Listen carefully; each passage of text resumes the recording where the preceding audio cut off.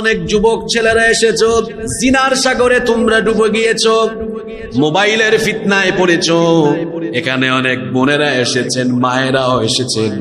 আমি জানি আজকের মাহফিলে অনেক গুনাহগার মানুষও চলে এসেছেন। অনেক গুনাহ নিয়ে আজকে মাহফিলে আমরা এসেছি। রহমতের কথা আমি এই জন্য বলেছি, আল্লাহর রহমত থেকে কখনো নিরাশ হবেন না, যতই গুনাহ থাকুক না কেন। হাদিসে কুদসিতে আল্লাহ তাআলা বলেছেন, ইয়া আদম, হে আদম সন্তান শোনো, লাউ বালাগাত যুনুবুকা আনানাস সামাই সুম্মা আস্তাগফারতানি গফারতু লাক। যদি তোমার গুনাহ এই মাটি থেকে একেবারে আকাশ পর্যন্ত, আকাশের উচ্চতায় চলে যায়, আকাশের উচ্চতা সমান গুনাহ নিয়ে তুমি যদি সেই আল্লাহর দয়ার আশা করে আল্লাহর কাছে মাফ চাও, আল্লাহ তাআলা বলেন, বান্দারে আমিও তখন আমার আকাশ পরিমাণ দয়া নিয়ে তোমার সামনে হাজির হয়ে তোমার সব গুনাহ আমি মাফ করে দিব। 100 টুকরা করেছেন রহমতকে, দয়াকে আল্লাহ 100 টুকরা করে 1 টুকরা সবাইকে দিয়েছেন, বাকি 99 টুকরা আল্লাহ তার নিজের কাছে রেখে দিয়েছেন। এই 1 টুকরা দয়া পেয়ে আমাদের অবস্থা কেমন? মায়ের সন্তানের প্রতি মা বাবার ভালোবাসা কম না বেশি? স্ত্রীর প্রতি স্বামীর ভালোবাসা কম না বেশি? এখন সবাই মিলে পাইছে কত? মাত্র 1 ভাগ কইরা পাইয়া যদি এই অবস্থা হয়, তো যার কাছে 99 টুকরা আছে, যতই গুনাহ করি না কেন, তার কাছে মাফ চাইলে তিনি মাফ করবেন কিনা? এজন্য আমরা সব সময় একজনকে ডাকবো, গলার আওয়াজ বড় করে এই মাঠ কাঁপিয়ে একবার তাকে ডাক দেন, তিনি কে? সেই আল্লাহ বলছেন, রহমানের বান্দা হতে পারবা, দয়াবানের বান্দা হতে পারবা, 12টি কাজ করো। এই 12টি কাজ যদি করতে পারো, আল্লাহ তাআলা এই সূরা ফুরকানের শেষের দিকে ওয়াদা দিয়েছেন, এই 12টি গুণে গুণান্বিত হবে যারা রহমানের বান্দা হলো তারা, এই 12টি গুণে গুণান্বিত হবে যারা রহমানের কাছ থেকে জান্নাতুল ফেরদাউসের ওয়ারিস হয়ে যাবে তারা।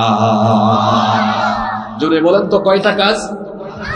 আপনারা পুরুষ মানুষ তো, পুরুষ মানুষের মতো জবাব দেন, কয়টা? আমি প্রায় 600 কিলো জার্নি করেছি, 5 দিন ধরে ভাইরাস জ্বরে আক্রান্ত হয়েও কথা বলতেছি। এখন আপনি তো বেশি দূর থেকে আসেন না, এখন তো কথা বলবেন, আমাকে একটু সাপোর্ট দিবেন, পারবেন না ইনশাল্লাহ? 12টা কাজ করলেই আমাদেরকে জান্নাত দিবেন কে? এই 12টি আমল মুখস্থ করে তারপর আজকে বাড়ি যাওয়া লাগবে। পারবো না? জোরে বলি ইনশাআল্লাহ। এগুলো কাদের গুণাবলী? এগুলো রহমানের বান্দাদের গুণাবলী। জোরে বলেন তো কাদের গুণাবলী? আপনারা রহমানের বান্দা হতে চান তো? কারা কারা চান না হাত তুলেন দেখি। মাশাআল্লাহ, আপনারা সাতক্ষীরার মানুষ তো, আপনাদের মনোযোগ থাকবে ইনশাআল্লাহ। 1 নাম্বার রহমানের বান্দা হলো তারা দুনিয়ার বুকে নম্রভাবে, ভদ্রভাবে, বিনয়ের সাথে বিচরণ করে যারা। আল্লাহ তাআলা বলছেন, ওয়া ইবাদুর রহমানিল্লাযীনা ইয়ামশুনা আলাল আরদি হাওনা। রহমানের বান্দা হলো তারা জমিনে নম্রভাবে, ভদ্রভাবে, বিনয়ী হয়ে বিচরণ করে যারা। রহমানের বান্দারা অভদ্র হয় না, রহমানের বান্দারা বেয়াদব হয় না, রহমানের বান্দারা কখনো অহংকারী হয় না। আমাদের সমাজে কম বেশি অহংকারী মানুষ আছে না নাই? কত রকমের অহংকারী স্বভাবের মানুষ আপনি দেখবেন। কেউ করে জ্ঞানের অহংকার, জ্ঞানের বড়াই কখনো করবেন না, কারণ জ্ঞান ও আল্লাহর নেয়ামত। আপনি অহংকার করলে পরিণতি এমন হতে পারে, যিনি জ্ঞান দিয়েছেন, জ্ঞানের নিয়ামত কেড়ে নিয়ে তিনি আবার আপনাকে মানসিক পাগলও বানায় দিতে পারেন কি পারেন না? এজন্য জ্ঞানের বড়াই করা ঠিক নয়, কোনো বিষয় নিয়ে অহংকার করা ঠিক নয়। টাকা পয়সার অহংকারও করবেন না, কারণ সকাল বেলার ধনী ব্যক্তিকে বিকেল বেলার রাস্তার ফকির যিনি বানাতে পারেন তিনি কি? ক্ষমতা পেলে অহংকার। তবে আমাদের স্বভাব হলো এমন, আমরা ক্ষমতা পেলে ভাব সাবুলটাই ফেলি, চেহারা চলতে একটা মুশন কাজ করে, এমন মানুষ তো আমার সমাজে নাই। ক্ষমতা পেয়েও আপনি বড়াই করবেন না, অহংকার করবেন না, কারণ ক্ষমতার নেয়ামত দিয়ে চেয়ারে বসিয়ে আপনাকে সম্মান দিয়েছেন যিনি, পাবলিকের হাতের পাবলিকের পা থেকে জুতা খুলে জুতার বাড়ি খাওয়ায়া আবার চেয়ার থেকে নামায়া বেইজ্জত করতে পারেন তিনি। এজন্য ক্ষমতার বড়াই করা ঠিক নয়। ক্ষমতার বড়াই পৃথিবীতে যারাই করেছে তারাই ধ্বংস হয়েছে। যেমন সবচেয়ে বড় উদাহরণ হলো ফেরাউন, এরপরে আছে আরেক শয়তান, নাম হলো নমরুদ। আবার ক্ষমতায় থেকেও পৃথিবীতে অনেক মানুষ চেয়ারে বসে বেইজ্জত হয়েছে। পৃথিবীতে নমুনা আছে বুশের বাচ্চা বুশ। তাহলে বোঝা গেল ক্ষমতার মালিক যেমন আল্লাহ, ক্ষমতা থেকে নামানোর মালিকও আল্লাহ, ইজ্জত দেওয়ার মালিকও আল্লাহ, বেইজ্জত করার মালিকও আল্লাহ। অনেক মানুষ আছে ক্ষমতার চেয়ারে থাকাকালীনও বেইজ্জত হয়। মানুষ তাকে সামনে পাইলে ভয়ে সালাম দেয়, কিন্তু পেছনে গিয়ে মনে মনে গালি দেয় কিংবা জুতা দেখায়। বলেন তো এমন পরিস্থিতি সমাজে কম বেশ আছে না নাই? অহংকার করা এটা কোনো মুমিনের স্বভাব নয়। কিসের অহংকার করেন? আমি আপনার পরিস্থিতি শোনায়া দিচ্ছি। আপনি কিচ্ছু ছিলেন না, আপনি ছিলেন এক ফোঁটা নাপাক পানি। এমন এক ফোঁটা নাপাক পানি ছিলেন আপনি, যা বের হওয়ার পরে আপনার বাবা মা দুইজনের উপরে গোসল ফরজ হয়ে গিয়েছিল। সেই নাপাক পানি থেকে আপনি 9 মাসে মায়ের পেটে অস্তিত্ব লাভ করে দুনিয়াতে এসেছেন। কিসের তো বড়াই করেন? কিছুদিন পরে এই শরীর থেকে যখন রূহ বের হয়ে যাবে, কবরে দেওয়ার পরে কিছুদিন যেতে না যেতেই এই দেহটা পচে গলে দুর্গন্ধযুক্ত হয়ে শেষ হয়ে যাবে। অহংকার করা আপনার জন্য মানায় না। এজন্য রব্বুল আলামিন কোরআনে কারীমের 17 নম্বর সূরা বনী ইসরাঈলের 37 নম্বর আয়াতে আরো সুন্দর করে বলছেন, ওয়ালা তামশি ফিল আরদি মারাহা ইন্নাকা লান তাখরিকাল আরদা ওয়া লান তাবলুগাল জিবালা তুলা। আল্লাহ তাআলা বলছেন, জমিনে উদ্ধত হয়ে চলাফেরা করো না। ইন্নাকা লান তাখরিকাল আরদা ওয়া লান তাবলুগাল জিবালা তুলা। আল্লাহ তাআলা বলেছেন, অহংকারের চোটে তুমি মাটিকে ফাটিয়ে দিতে পারবে না, এমনকি অহংকার করে তুমি আকাশের উচ্চতায় পৌঁছে যেতে পারবে না। তো কিসের তো বড়াই? টাকা পয়সা ক্ষমতা কোনো কিছু নিয়ে অহংকার করা মানুষের জন্য শোভা পায় না। অহংকার করার যোগ্যতা কেবল একজনের আছে, জোরে বলেন তিনি কে? এজন্য হাদিসে কুদসিতে আল্লাহ বলেছেন, আল কিবরিয়া উরিদাই, অহংকার আমার চাদর। কার চাদর? আল্লাহ তাআলা বলেছেন, যে আমার চাদর নিয়ে টানাটানি, যে অহংকার করে সে যেন আমি আল্লাহর চাদর নিয়ে টানাটানি করে। আর যে ব্যক্তি অহংকার করে আল্লাহর চাদর নিয়ে টানাটানি করবে, দুনিয়া আখিরাতে তাকে বেইজ্জত করার দায়িত্ব যিনি নিয়েছেন তিনি কে? এজন্য আমরা কি অহংকারী হব না বিনয়ী হব? আরো জোরে বলেন, অহংকারী না বিনয়ী? তাহলে অহংকারী স্বভাব বাদ দিয়ে দেন। অহংকার আছে কিনা বুঝবেন কেমনে? আপনি যদি ঊর্ধ্বতন পর্যায়ে থেকে অধস্তন ব্যক্তিদেরকে সম্মান করতে না জানেন, তাহলে বুঝবেন আপনার মধ্যে অহংকার আছে। আপনি মাদ্রাসার মুহতামিম সাহেব, আপনি যদি মাদ্রাসার সহকারী শিক্ষকদেরকে সালাম আগে দিতে না পারেন, অহংকার মনে বাসা বেঁধেছে। আপনি গাড়ির মালিক ড্রাইভারকে সালাম দিতে না পারলে অন্তরে অহংকার বাসা বেঁধেছে। আপনি বিরাট বড় কোন প্রতিষ্ঠানের মালিক, স্টাফকে বেতন আপনি যদি সালাম দিতে না পারেন, সুন্দর ভাষায় কথা বলতে না পারেন, তাহলে আপনার মধ্যে অহংকার বাসা বেঁধেছে। অহংকার এটা হলো ইবলিসের স্বভাব। এই স্বভাব কোন মুমিনের স্বভাব নয়। আল্লাহ তাআলা বলছেন, মুমিন অহংকারী হয় না, রহমানের বান্দারা হয় বিনয়ী। এরা অভদ্র হয় না, এরা হয় ভদ্র। আমার ভাইদেরকে বলছি, যুবকদেরকে, ছাত্রদেরকে বলছি, এখনকার পরিস্থিতি কেমন জানি দিন দিন জটিল হয়ে যাচ্ছে। আমরাও তো কৈশোরকাল অতিক্রম করে যৌবন অতিক্রম করছি। শিশুকালে, কৈশোরকালে আমরা দেখেছি রাস্তাঘাটে মুরব্বীদেরকে দেখলে আমরা সুন্দরভাবে পথ দিয়ে চলে যেতাম। এখনকার পরিস্থিতি এমন, 15, 16, 17 বছরের ছেলেরা ডিজে স্টাইলে চুলের কাটিং দিয়ে বাইকে যদি উঠে তো মুরব্বী কিংবা বড় ভাই কাউকেই সম্মান দেয় না, দেখা যায় পিকআপ বাড়ায়া দিয়া তারপরে পাশ দিয়ে চলে যায়। এমন পোলাপাই আমাদের সমাজে নাই। খবরদার, বড়দেরকে সম্মান করো। যুবকদেরকে, ছাত্রদেরকে বলছে, আল্লাহর নবী বলেছেন যে বড়কে সম্মান করে না, ছোটকে স্নেহ করে না, সে আমার উম্মতের অন্তর্ভুক্ত হতে পারে। এজন্য রহমানের বান্দা অভদ্র হয় না, সে হয় ভদ্র। অহংকারী হয় না, সে হয় বিনয়ী। সেজন্য আল্লাহ রহমানের বান্দাদের প্রথম গুণের কথা এভাবে বললেন, ওয়া ইবাদুর রহমানিল্লাযীনা ইয়ামশুনা আলাল আরদি হাওনা।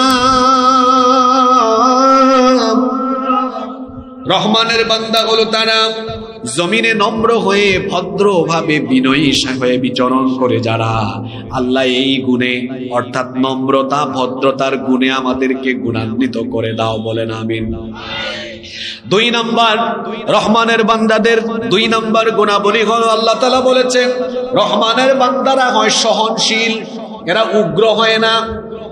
আপনারা রাগ করবেন না, এই গুণটা আমাদের বেশিরভাগের ভেতরে নাই, বিশেষ করে মহিলাদের মধ্যে এই গুণের বড় অভাব। আজকের মাহফিলে মহিলারা আছে, হ্যাঁ? সহনশীলতার এই গুণ মহিলাদের মধ্যে বড় কম। সহনশীলতার এই গুণের অভাবে কিন্তু সংসারের মধ্যে ভাঙন দেখা দেয়, ভাইয়ে ভাইয়ে ঝগড়া শুরু হয়। সহনশীলতার অভাবে দেখবেন বিয়ে শাদীর পরে মা বাপকে সেপারেট করে দিয়ে ছেলে তার বউ নিয়ে আলাদা হয়ে যায়। সহনশীলতার গুণ এটা বড় গুরুত্বপূর্ণ গুণ। কেউ আমাকে কিছু বললেই সাথে সাথে রিপিট বা রিপ্লাই না করা, হজম করতে জানা, এটা বড় গুরুত্বপূর্ণ স্বভাব। মন্দের জবাব কখনো মন্দ দিয়ে হয় না, বরং মন্দের জবাব সুন্দর আচরণ দিয়ে করা, এটাই হবে মুমিনের স্বভাব। এজন্য আল্লাহ বলছেন, ওয়া ইযা খাতাবাহুমুল জাহিলুনা ক্বালু সালামা। জাহিলদের সম্মুখীন হলে রহমানের বান্দারা সালাম দেয়। তাদেরকে কেউ গালি দিলে জবাবে তারা গালি দেয় না, কেউ তাদের উপর হামলা করলে জবাবে তারা হামলা করে না। আমার নবীকে কাফিররা গালিগালাজ করেছে, কিন্তু নবীজি কি কোনোদিন কোনো কাফিরকে গালি দিয়েছেন নাকি? আরো জোরে বলেন। নবীজিকে যে কাফিররা কত রকমের গালি দিয়েছে সেগুলো কোরআনে আছে না নাই? তারা বলেছে মুহাম্মদ, আমরা বলি সাল্লাল্লাহু আলাইহি ওয়াসাল্লাম তুমি পাগল, তুমি জাদুকর, তুমি মিথ্যাবাদী, তুমি গণক। বলেন নাউজুবিল্লাহ। আল্লাহর নবীকে কত কথা বলল, কত কটু কথা বলল, শারীরিক মানসিক নির্যাতন করলো, কিন্তু নবীজি কোনোদিন কোনো কাফেরের জবাব গালির মাধ্যমে দেন নাই, হাতের মাধ্যমে দেন নাই। কিভাবে জবাবটা দিলেন? সুন্দর আচরণ দিয়ে আর তার দাওয়াতি ভাষার মাধ্যমে, দাওয়াতি আচরণের মাধ্যমে আল্লাহ তার নবীকে শিখায় দিলেন, ওয়াসবির আলা মা ইয়াকুলুনা ওয়াহজুরহুম হাজরান জামিলা। নবী এরা যা বলে আপনি সবর করেন, মন্দের জবাব মন্দ দিয়ে হবে না। কয়জন ভাই বুকে হাত দিয়ে বলতে পারবেন, হুজুর এই গুণটা আমার মধ্যে আছে?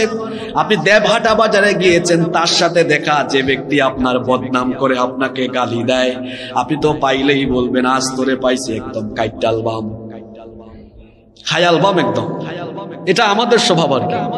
কিন্তু আপনি যদি এই কাজটা করতেন, আপনার বদনাম করে বা আপনার অনেক ক্ষতি করেছে, পাওয়ার পরে বললেন ভাইজান আসসালামু আলাইকুম, আসেন রেস্টুরেন্টে যাই, চলেন একটু চা খাই, চাটা খাওয়াইয়া চায়ের সাথে তাও খাওয়াইলেন, বিলটাও আপনি দিলেন, মন্দের জবাবে তার সাথে বাজে আচরণ না করে সুন্দর আচরণ করে চা খাওয়াইয়া দিয়ে আপনি যখন বিদায় দিবেন, অত লজ্জায় ওখানেই শেষ হয়ে যাবে যে আমি কার এত বদনাম করি। আরে মন্দের জবাব মন্দ দিয়ে, গালির জবাব গালি দিয়ে নয়, মাঝে মাঝে সুন্দর আচরণ দিয়ে মানুষকে সাইজ করা যায়। এই গুণটা আমাদের অনেকের ভেতরে। আমি বলেছিলাম মহিলাদের মধ্যে এটার ঘাটতি। কোন মহিলাকে যদি কেউ খালি কিছু বলে, কয় তুমি একটু দাঁড়াও আমি তারে শেষ করে আসি, এক গালি দিলে তারা আরো 20টা গালি দেয়। কে বলেন আছে না নাই? মা বোনেরা রাগ করবেন না, সহনশীল হতে হবে। এমনিতেই আপনাদের অনেক অবদান, আপনারা অনেক সহনশীল, সহনশীলতার গুণ আপনাদের ভেতরে আছে, কিন্তু সাংসারিক ক্ষেত্রে সহনশীলতার গুণ আরো বৃদ্ধি করতে হবে। তখন এই সংসার আরো সমৃদ্ধ হবে, আরো সুখের হবে ইনশাআল্লাহ। তাহলে 2 নম্বর রহমানের বান্দাদের গুণ, রহমানের বান্দারা উগ্র না, এরা সহনশীল, সংযমী। আমরাও এরকম সহনশীল আর সংযমী হতে পারবো তো? আপনাদের মনোযোগ আছে তো? আমি অসুস্থ মানুষ, আজকে এমনিতেই লম্বা সময় বক্তৃতা হবে না, আর আমি লম্বা সময় বক্তৃতা করিও না, সর্বোচ্চ 1 থেকে 1.5 ঘন্টা, কিন্তু সব কথা এর ভেতরেই চলে আসবে। মনোযোগী হতে হবে আপনাদের, থাকবেন তো মনোযোগী? কয়টা গুণ বলেছি? 2টা। নাম্বার 3 নাম্বার, রহমানের বান্দাদের দিনের বেলা কেমনে গেল? দিনের বেলা তারা ভদ্রতার সাথে বিচরণ করে, বেয়াদব বা অহংকারী হয় না, আবার তারা উগ্র হয় না, সহনশীল হয়।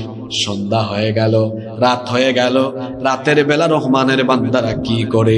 তারা কি ওয়াইফাই চালিয়ে সারা রাত ইন্টারনেটে ডুবে গিয়ে তারা কি আজে বাজে কাজ করে? রহমানের বান্দারা কি খেলাধুলা কিংবা আর্জেন্টিনা ব্রাজিলের খেলা দেখে দেখে, বার্সেলোনা রিয়াল মাদ্রিদের খেলা দেখে দেখে কি রাত কাটায় নাকি? কিংবা রহমানের বান্দিরা, আজকে তো বোনেরাও মাহফিলে আছেন, রহমানের বান্দিরা কি সিরিয়াল দেখে দেখে রাত কাটাবে নাকি? তাহলে রহমানের বান্দা বান্দিরা রাত কিভাবে কাটাবে? তাদের গুণ হবে এমন। পরের আয়াতে আল্লাহ বলেছেন, ওয়াল্লাযীনা ইয়াবিতুনা লিরাব্বিহিম সুজ্জাদান ওয়া কিয়ামা। রহমানের বান্দা হলো তারা রাতের বেলা বিছানা থেকে পিঠ আলাদা করে দিয়ে রুকু আর সাজদা করে রাত কাটায় যারা। রহমানের বান্দা হলো তারা রাতের বেলা তামাশা করে না, আড্ডাবাজিও করে না। রহমানের বান্দারা রাতের সময় প্রেম করে কার সাথে? আস্তে বলবেন না, জোরে বলেন, কার সাথে? রাতের আধারে যারা সিজদাতে রয়, দো চোখের শ্রুতে নদী যেন বয়। রাতের আধারে যারা সিজদাতে রয়, দো চোখের শ্রুতে নদী যেন বয়। ছলনার হাত ছানি যত আসুক, পেছনে ফিরে ও তাকায় না। যাদের হৃদয়ে আছে আল্লাহর ভয়, তারা কোনো পথ ভুলে যায় না। আল্লাহর প্রেম ছাড়াই দুনিয়ায় কারো কাছে কোনো কিছু চায় না। আমরা রাতে প্রেম করব কার সাথে? জোরে বলেন। এখন আমাদের দেশে কিছু হুজুরও বের হয়েছে, পাবলিক এদের নাম দিয়েছে প্রেম বিশেষজ্ঞ হুজুর। এরা গার্লফ্রেন্ড আর বয়ফ্রেন্ড ছেলে পেলেদেরকে শেখায়। যুবকদেরকে বলছি, যে সকল লোকেরা মাহফিলের এই মঞ্চকে আজে বাজে কথা বলে নষ্ট করবে, এদের সাথে সম্পর্ক ছিন্ন করবে। মাহফিলের এই ময়দান প্রেম ভালোবাসার ময়দান নয়। জিজ্ঞেস করেন আজকে যারা মাহফিলের আয়োজন করেছেন, কমপক্ষে 1-2 মাস ঘাম ঝরিয়ে, না ঘুমিয়ে, না খেয়ে, কষ্ট করে, পরিশ্রম করে আজকের প্রোগ্রাম তারা বাস্তবায়ন করেছে। এখানে যতগুলো কথা হবে সব হেদায়েতি কথা হতে হবে। থার্ড ক্লাস ফালতু কোনো কথা বলার জায়গা মাহফিল নয়। সাতক্ষীরার মানুষকে সচেতন হতে হবে। এই মাহফিলগুলো হচ্ছে দিন প্রচার প্রতিষ্ঠান, এমনকি ইসলামী বিপ্লব বা গণজাগরণের একটি অন্যতম প্ল্যাটফর্ম। গত কয়েক যুগ ধরে আমাদের পূর্ববর্তী মুফাসসিরগণ এই তাফসীর মাহফিলের মাধ্যমে ইসলামী বিপ্লব, ইসলামী গণজোয়ারের জন্য এই মাহফিলের মাধ্যমে তারা কাজ করে গিয়েছে। তাদের মেহনতে, তাদের কষ্টে যে মাহফিলের ময়দান গড়ে উঠেছে, সেই মাহফিলের ময়দান প্রেম ভালোবাসার আলতু ফালতু কিচ্ছার ময়দানে পরিণত হতে দেওয়া হবে না। এজন্য আপনাদেরকে গুরুত্বপূর্ণ ভূমিকা পালন করতে। কি এক আজীব অবস্থা! আমরা পড়াশোনা শেষ করে, পড়াশোনা থাকাকালীন অবস্থায় বিশ্ববিদ্যালয়ে জুমার খুতবা দিয়েছি। প্রথমে আসরের পরে মানুষ বিভিন্ন জায়গায়, এই যে আজকে আপনারা আমাকে কি বানাইলেন? প্রধান বক্তা। আসলে তো প্রধান বক্তা হওয়ার কোনো যোগ্যতাই আমার মধ্যে নাই, কিন্তু আমার মাহফিলের স্টার্টিংটা কিভাবে হয়েছে আপনাদেরকে আজকে বলি। প্রথমে মানুষজন সুযোগ দিত। আমার জীবনে প্রথম আমি বয়ান করেছিলাম আসরের নামাজের পরে এক জায়গায় আমাকে দিয়েছিল, আমি তখন মসজিদে জুমা পড়াই, তো দিয়েছে এরকম 2-3টা মাহফিল আমি আসরের পরে বয়ান করেছি। বিভিন্ন জায়গা থেকে মানুষ দূর থেকে মাইকে শুনছে, বলে আসলে যেভাবে বয়ান করতেছে আসরের পরে না, এর মাগরিবের পরে দিলে ভালো হইতো। তো কিছুদিন পর আমার প্রমোশন হয়েছে, প্রমোশন হয়ে এখন আমাকে আসরের পরে কেউ দেয় না, দেয় কোন টাইমে? মাগরিবের পরে 20-30 জন শুনে, এরকম চলছে কয়েক মাস। এরপরে আরেকটু প্রমোশন হয়ে গেছে, কয় না যেভাবে বক্তব্য দিচ্ছে এটা এশার পরে হইলে খাপ খাবে, তো নিয়ে গেছে কোথায়? এশার পরে। এরকম চলছে 2-3 বছর, 2-3 বছর এরকম চলছে। আপনারা কি জানেন, আপনাদের এই দক্ষিণবঙ্গে আমি প্রথম যখন এসেছিলাম তখন আমি বাদ মাগরিবের বক্তা ছিলাম, বুঝতে পেরেছেন? বাদ মাগরিবে আমি বক্তৃতা করছি। এরপরে মানুষ বলল না, যেভাবে বক্তৃতা করে আরেকটু রাতে 9:30 10টায় নিয়ে যায়। এই কথাগুলো আমি আমার ঢুল পিটাচ্ছি না, বলেছি যে বক্তৃতার জগতে আমরা বক্তৃতা করে করে করে করে এগিয়ে যাওয়ার চেষ্টায় আছি। এখন কিছু কিছু ছেলেরা পড়াশোনায় থাকাকালীন ওই টাইমেই ভাইরাল হয়ে যেতে চায়, রুমের মধ্যে বসে ব্যাক স্ক্রিন লাগিয়ে তারপর ঠিকের আওয়াজ এনে। আর এরকম কিছু ইউটিউবার, অসাধু ইউটিউবার আছে, এরা এদের কাছ থেকে পয়সা খাইয়া ঠিকের আওয়াজ জোড়াতালি দিয়া যখন কথা বলে ঠিকের আওয়াজ হয়, মনে হয় সামনে লক্ষ লক্ষ মানুষ, আসলে কেউ নাই। এইরকম ইউটিউবারকে, কিছু অসাধু ইউটিউবারকে পয়সা করি খাওয়াইয়া খাটের উপরে, চেয়ারের উপরে, সোফার উপরে বৈশা 2-4 মাস বক্তৃতা করে ডলার খরচ করে বুস্টিং করলো, তারপরে বিরাট বড় বক্তা হয়ে ভাইরাল হুজুর হয়ে সাতক্ষীরার দেবহাটার ময়দানে এসে বিরাট বড় হুজুরে পরিণত হয়ে গেল। আপনারা কি আমার কথায় রাগ করছেন? এগুলো থেকে আপনাদেরকে বের হয়ে আসতে হবে। সত্যিকারের দায়ী ইলাল্লাহ যারা, এই যে আমাদেরকে আপনারা এত কষ্ট করে দাওয়াত করে এনেছেন, কেন এত কষ্ট করে দাওয়াত করে এনেছেন?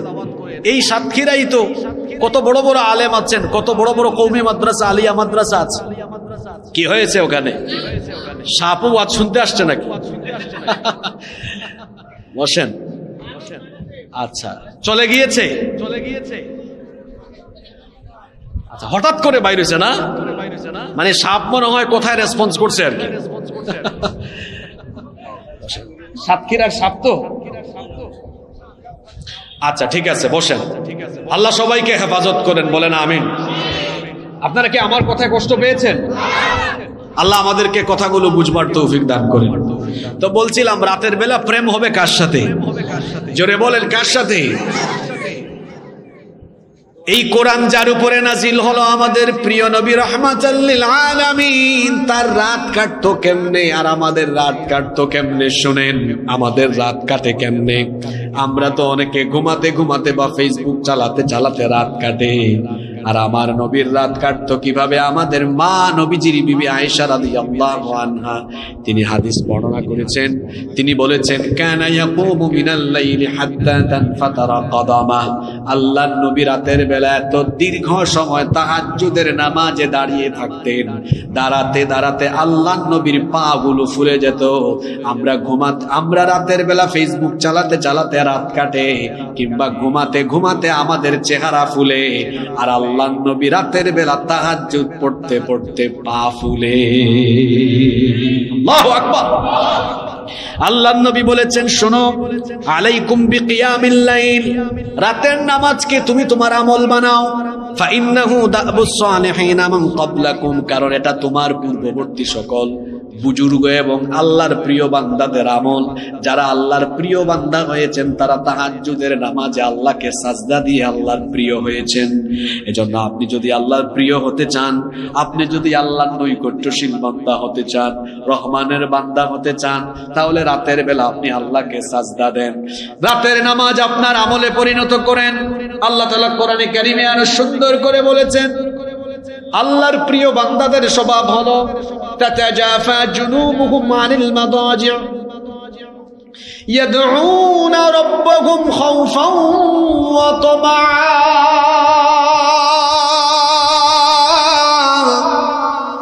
রাতের বেলা বিছানা থেকে তাদের পিঠ আলাদা হয়ে যায়।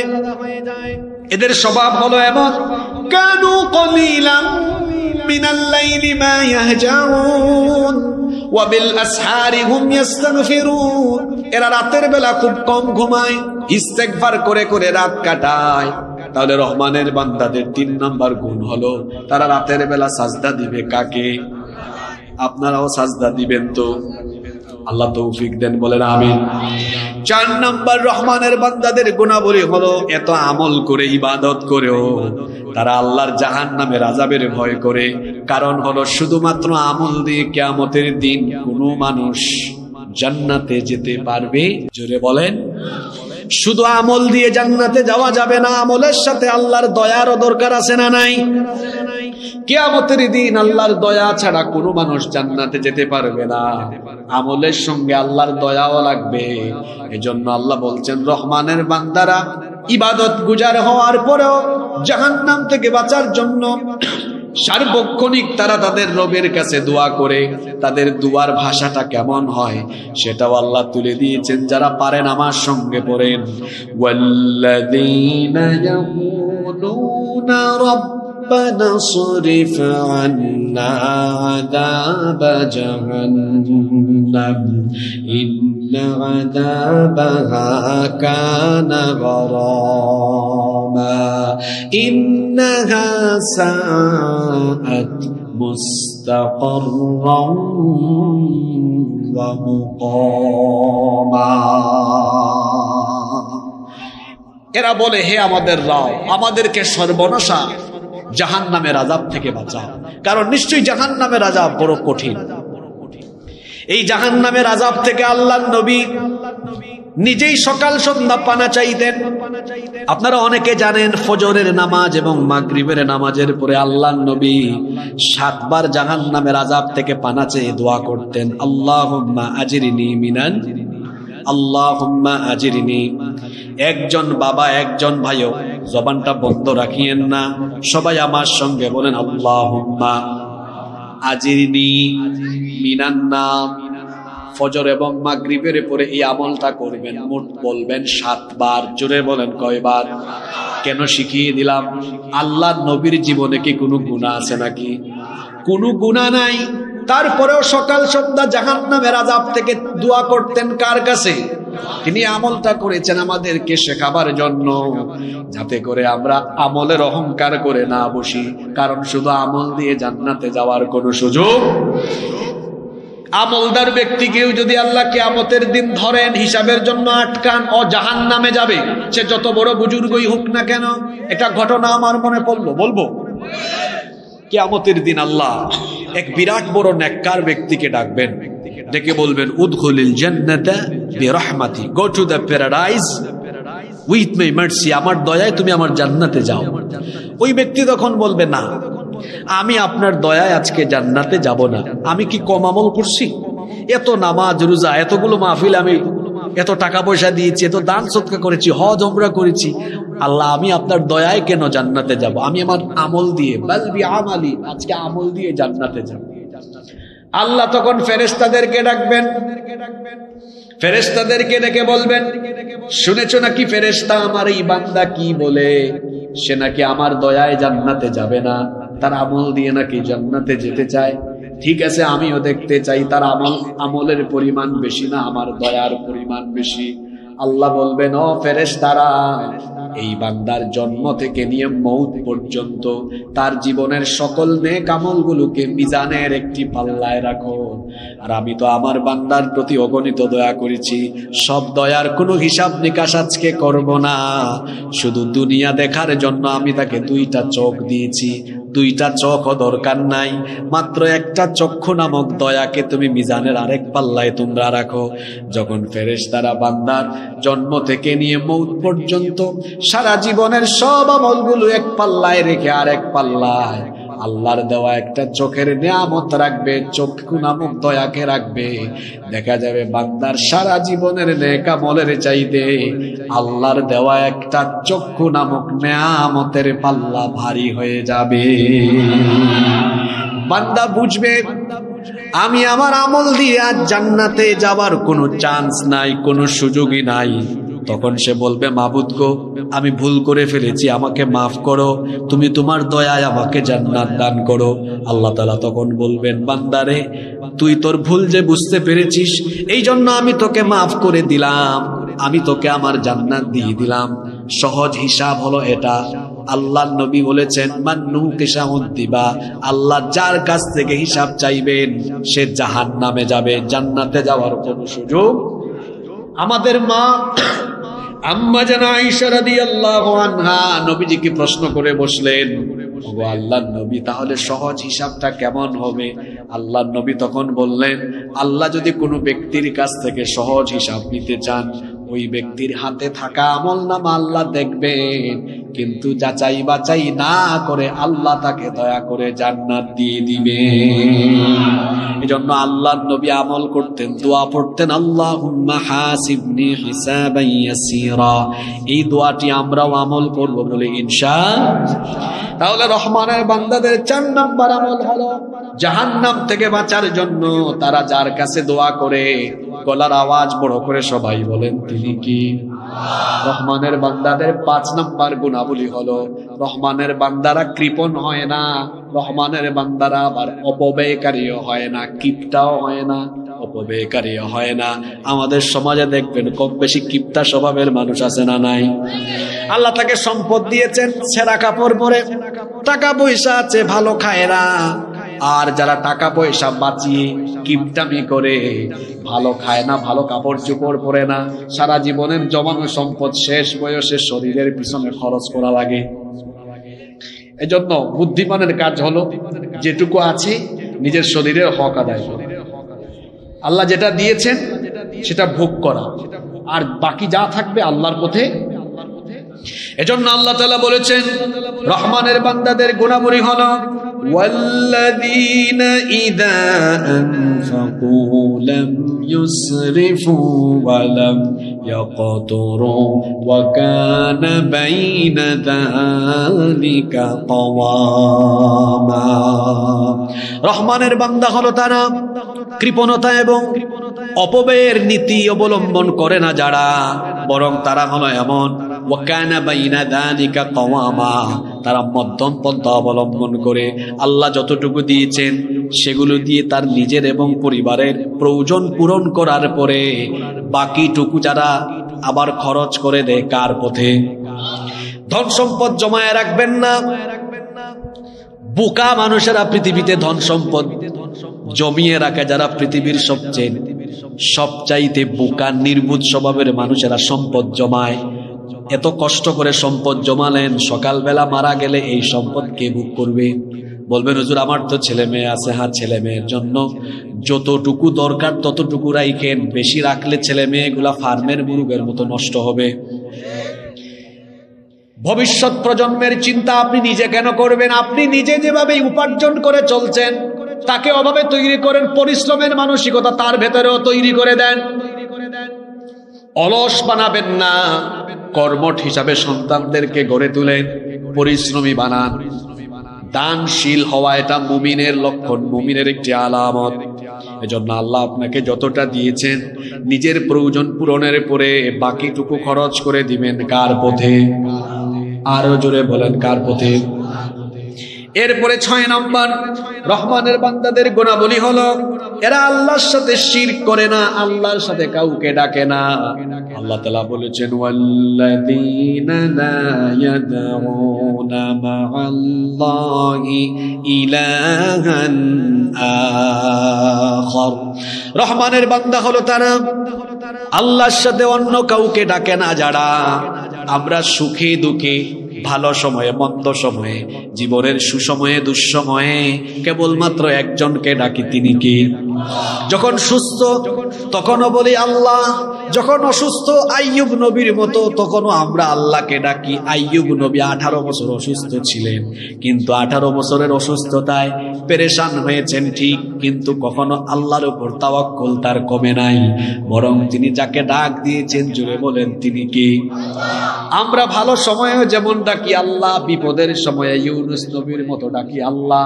ইউনুস নবী এক মহা বিপদে পড়েছিলেন, 3টা অন্ধকারে তিনি পড়ে গিয়েছিলেন। একটা অন্ধকার ছিল সাগরের অন্ধকার, দুই নাম্বার অন্ধকার ছিল রাতের অন্ধকার, রাতের বেলা সাগরের তলদেশের মধ্যে। তিন নাম্বার মাছের পেটের ভেতরে অন্ধকারে তিনি যাওয়ার পরে সেখানে তিনি চিৎকার করে যাকে ডাক দিয়েছিলেন, জোরে বলেন তিনি কি? তিনি বিপদের সময়ে ডাকলেন, লা ইলাহা ইল্লা আনতা সুবহানাকা ইন্নী কুনতু মিনাল যালিমিন। ডাক দিয়েছেন কাকে? আরো জোরে বলেন কাকে? আল্লাহ কি তাকে বিপদ থেকে বাঁচান নাই? সন্তান হয় না বলে যারা মাজারে যান, বাগেরহাটে খান জাহান আলী রহমতুল্লাহ আলাইহির মাজারে গিয়ে ওখানে মাথা ঠেকান, তাদেরকে বলছি, যারা সন্তান হয় না বলে তাবিজ নেন, তাদেরকে বলছি, জাকারিয়া আলাইহিস সালামের স্ত্রী বন্ধা ছিলেন, বন্ধা নারীর ঘরে তো সন্তান হয় না, কিন্তু তিনি যখন আল্লাহর কাছে দোয়া করেছিলেন বন্ধা নারীর ঘরেও তাকে সন্তান দিয়েছেন কি? ইব্রাহিম আলাইহিস সালামের 86 বছর পর্যন্ত সন্তান ছিল না, তাকেও আল্লাহ সন্তান দিয়েছেন। সুতরাং সন্তান যদি হয় না, আপনি আল্লাহর সাথে শিরক করে অন্য কাউকে ডাকবেন না, অন্য কারো মুখাপেক্ষী হবেন না, বরং জীবনের সকল অবস্থায় সব সময় যাকে ডাকবেন জুড়ে বলতে হবে তিনি কি? তাহলে রহমানের বান্দাদের 6 নম্বর গুণাবলী হলো তারা আল্লাহর সাথে শিরক করে না।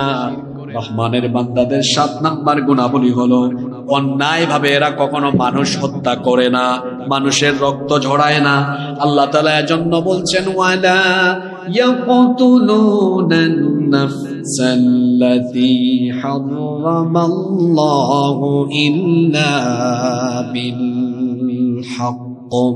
রহমানের বান্দা তারা অন্যায় ভাবে কাউকে হত্যা করে না, যারা অন্যায় ভাবে মানুষের শরীর থেকে রক্ত ঝরায়, এইরকম জানোয়ার তো এখন পৃথিবীতে নাই। জি, সাধারণ মানুষের কথা বাদ দেন, পৃথিবীতে খুঁজলে এখন এই জাতের জালিমও পাওয়া যাবে, যারা কোরআন হাদিসের চর্চাকারী, কোরআন হাদিসের দাওয়াত যারা মানুষকে দেয়, সেই দায়ী ইলাল্লাহ বড় বড় আলেম ওলামাদের শরীর থেকেও জালিমের গোষ্ঠী রক্ত ঝরিয়েছে, এরকম জালিমও দুনিয়াতে আছে। কারণ আপনি আবার এই ওয়াজ আপনার উপর, আপনার ঘাড়ের উপর, কাঁধের উপর নিজে টাইনা নিয়েন না। কারণ আমার দেশে আছে, ওই দিন এক জায়গায় সূরা কাসাস থেকে তাফসীর আরম্ভ হয়েছে, ফেরাউনের ওয়াজ, ইন্না ফিরআউনা আলা ফিল আরদি, এই আয়াতের তাফসীর আরম্ভ হয়েছে। মাঝখান থেকে একজন স্লিপ মারে, কয় হুজুর এই টপিক বাদ দিলে হয় না, এটা আমাদের দেশের অনেক কিছুর সাথে মিলে যাচ্ছে। আমি তখন বললাম, ফেরাউন তো আসছিল মিশরে, ওয়াজ হয় মিশরের, আপনি টাইনা নিয়ে আসছেন দেখি বাংলাদেশে। কি বলেন, এরকম আছে না? আছে। এখন এই আয়াত হচ্ছে সূরা ফুরকানের, যেখানে আল্লাহ বলেছেন অন্যায় ভাবে মানুষের রক্ত ঝরায় যারা, এরা আল্লাহর প্রিয় বান্দা না, এরা জালিম স্বভাবের মানুষ। এখন ওইটা আপনি আপনার কাঁধের উপর টাইনা নিলে আমরা কি করব? ঠিক কিনা বলেন? অন্যায় ভাবে কোনো মানুষকে কষ্ট দিবেন না, নইলে মরার পরে কিন্তু আপনার জানাজায় মানুষও পাওয়া যাবে না। কিছু মানুষ মারা গেলে মানুষ আলহামদুলিল্লাহ পড়ে। ওই যে কিছুদিন আগে, আচ্ছা আমার মনে পড়ছে ঘটনাটা,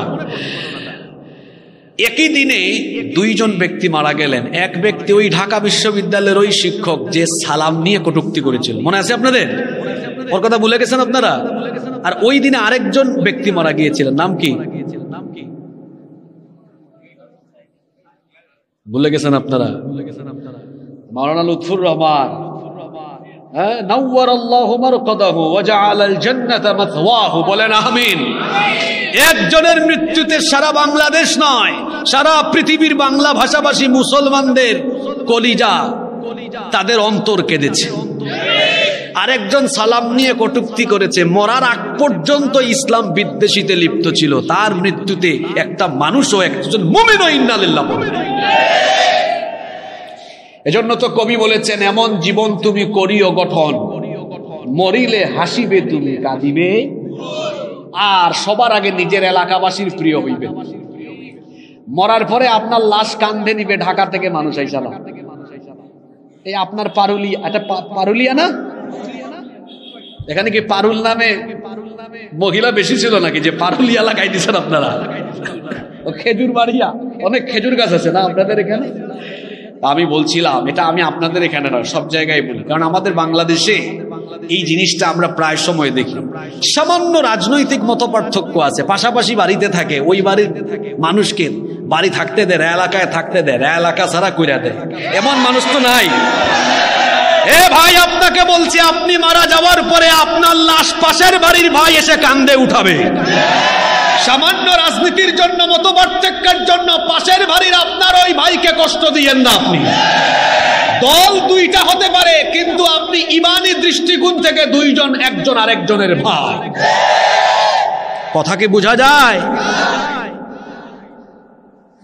আপনি কারে কষ্ট দেন? আপনার প্রতিবেশী তো। আল্লাহর নবী বলেছেন, যে প্রতিবেশীর হক আদায় করতে জানে না, প্রতিবেশীর সাথে যার সম্পর্ক খারাপ, আল্লাহর সাথে তার সম্পর্ক খারাপ। আপনি কি আমার কথা রাগ করলেন? এই ধরনের বহু জালেম আমার সমাজে আছে, শুধু দুনিয়াবী স্বার্থের কারণে তার গ্রামের অনেক মানুষকে এলাকা ছাড়া করে দিয়েছে। তোর জানাজায় তোর লাশ কাঁধে নেওয়ার জন্য তুই একজন মানুষও পাবি না জালিম। এখনো সময় আছে, এখনো সময় আছে, এখনো সময় আছে, এখনো সময় আছে। ভালো হয়ে যান, নইলে ঢাকা বিশ্ববিদ্যালয়ের ওই ব্যক্তির মতো মরার পরে মানুষ ইন্নালিল্লাহ নয় আলহামদুলিল্লাহ পড়বে।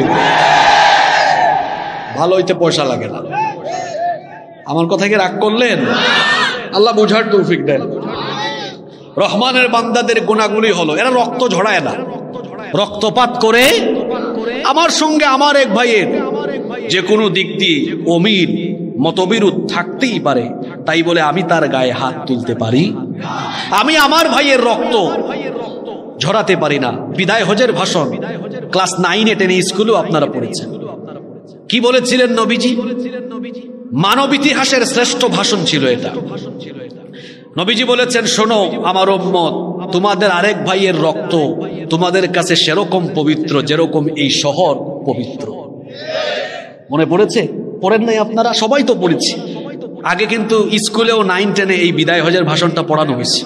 আমি নিজে স্কুলে পড়েছি, মাদ্রাসায় পড়েছি, ইউনিভার্সিটিতে পড়েছি, সব বারান্দায় ঘোরাফেরা করে আসছি, তো সবগুলো মোটামুটি জানা আছে আলহামদুলিল্লাহ। মানুষের রক্ত ঝরাইয়েন না, মানুষকে আঘাত দিয়ে না। সব সময় চেষ্টা করবেন নিজের এলাকার মানুষকে নিয়ে মিলেমিশে বসবাস করা। এরা আপনার সবচেয়ে বড় আপনজন, এরা আপনার সবচেয়ে বড় আপনজন। আর যারা সামাজিক বা রাষ্ট্রীয় দায়িত্ব পাওয়ার পরে নিজের এলাকায়, এটা রাগ করেন না, এটা আমি সব জায়গায় বলে ফেলি, যারা নিজের এলাকায় প্রোটোকল ছাড়া চলতে পারে না, তার মানে তার এলাকার মানুষের কাছে তার গ্রহণযোগ্যতার ব্যাপক ঘাটতি আছে।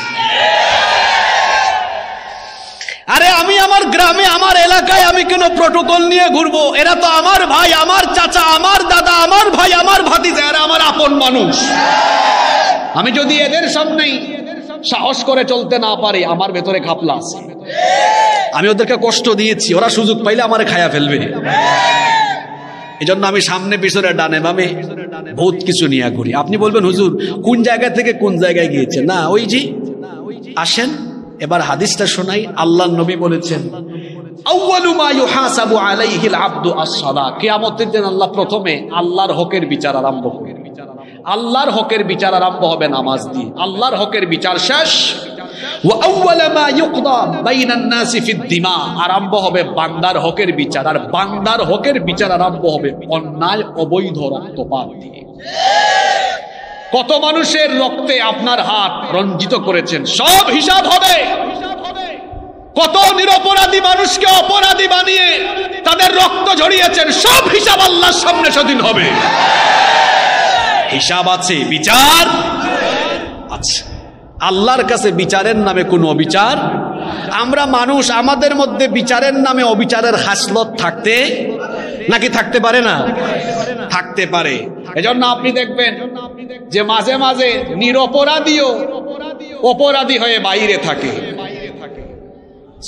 অপরাধী নিরপরাধী হয়ে বাইরে থাকে, আর নিরপরাধী অপরাধী হয়ে ভেতরে থাকে।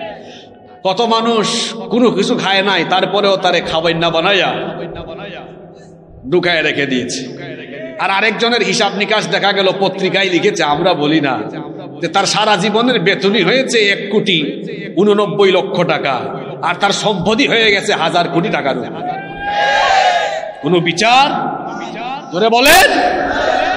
তা আমাদের বিচারের নামে অবিচার, এটা আমাদের আমি মানুষ, কিন্তু আল্লাহ তো হচ্ছেন আহকামুল হাকিমিন, সর্বশ্রেষ্ঠ বিচারক। কি বলেন? এমন চুরি আছে না নাই? যার কথা বললাম এটাকে আমি বানায় বলছি নাকি পত্র পত্রিকা এগুলো আছে না নাই? জোরে বলেন। আমার দেশে সম্পদের অভাব নাই, শুধু ভালো মানুষের অভাব। এদেশে যেমন আছে সম্পদের খনি, ঠিক তেমনি আছে ছেঁচড়া, চোর, বাটপার আর দুর্নীতিবাজের খনি। যদি এই সম্পদগুলোকে ভালো মানুষেরা সুষম বন্টন করত, তাহলে এই দেশ সমৃদ্ধ হয়ে যেত। আল্লাহ আমাদেরকে হেফাজত করে।